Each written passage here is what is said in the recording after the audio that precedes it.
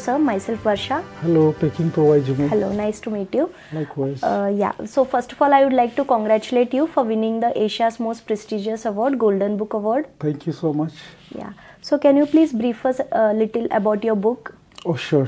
I'm so happy to do that. I'm sure you must be aware. I don't know if you are aware of it, but the Naga struggle for freedom has been considered as one of the oldest surviving insurgency of the world. So during 1966 to 1969, a group of Naga Army soldiers went to China on foot, took training there, and returned home. So while returning home, they had to undergo various battles, numerous battles with the Burmese armed forces. They overcame all those battles. They overcame the Burmese armed forces. They reached home victorious and successful with the mission, but to find out they were deceitfully betrayed. Okay. So this book tells the story about how the soldiers who sacrificed their everything for the Nagas came home. Some of them had to come home where their wives were no more. Their wives had already married to someone else. Some soldiers came back where their fiancées had married someone else. Many soldiers came back to an empty house where the parents were no more, where the loved ones were no more. So this story tells about the story of those soldiers who went on a mission to China. This book has been written not with an intention to create or enmity or hatred against India or any other, especially the Naga National political groups. This is but written only to tell to the world, to the Nagas, to the world, the love these soldiers had for the Nagas and these people. Yes. So now I would like to know what was the inspiration of you to write this book? All right. Thank you. Ever since a small boy, I grew up listening to this heartbreaking story of love, sacrifice, and betrayal by these Naga heroes from my father, who was a part of this mission himself. As I grew up older, I began to realize that their sacrifices was so exemplary that I wanted their story to be told to the world and to the Nagas. By the time I was in a position to write, I found out that those from the mission who were able to tell their stories to the others were no more, had gone away, had passed away, and the few remaining were not in a position to tell their own stories. So with the intention of becoming the voice of the voiceless and to speak for those who couldn't speak for themselves, I took on this mission to write The Lost Mission. Wonderful, sir. Yes. What was the most surprising thing you have learned in the process of writing your book? All right, thank you. To write this story, I had to go across the entire districts of Nagaland, as well as I even had to go to Manipur, Imphal, and Ukhrul districts to locating the veterans that were still alive.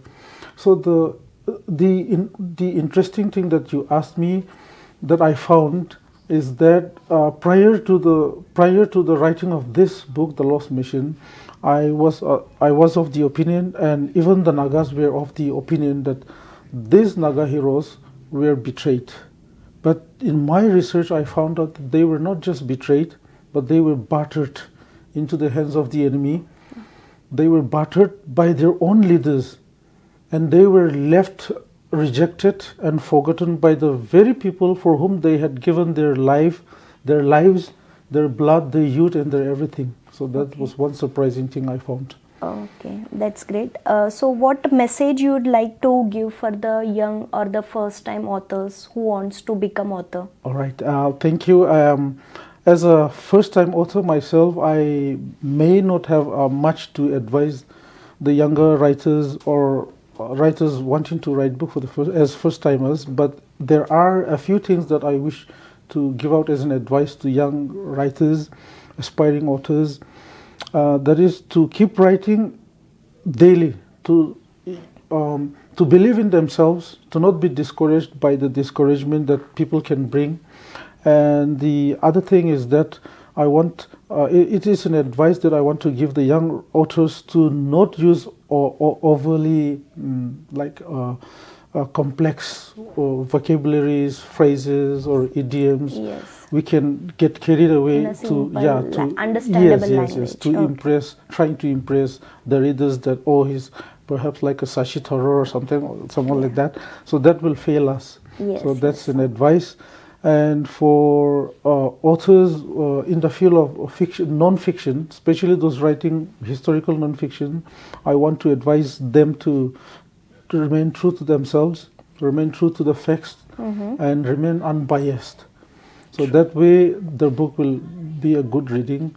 That will be a good source of, good source of history. Yes. Wonderful. So thank you for sharing your message. What would you like to tell about Golden Book Awards? Oh, it's really wonderful to have been connected with the Golden Book Awards. I want to thank. In fact, I want to take this time and opportunity to thank the Golden Book team and for this. For this book, The Lost Mission, my main mission to write this book was not to earn fame or to earn money.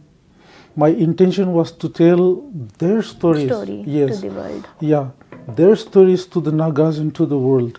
Now the Nagas have come to know their stories. Luckily, my book has reached the Royal Palace of Kensington. In fact, I received an acknowledgement letter from the Prince himself. Awesome. So now, even in Europe, my book is being read. Now in India, it is the Golden Book Award that has given me this opportunity for the story of these heroes who truly sacrificed everything for the love of their people and their land. So I just cannot thank, words are not just enough to thank the Golden Book Awards. Thank you, sir. Thank you so much for being with us. Pekingto by Jimo for the book The Lost Mission.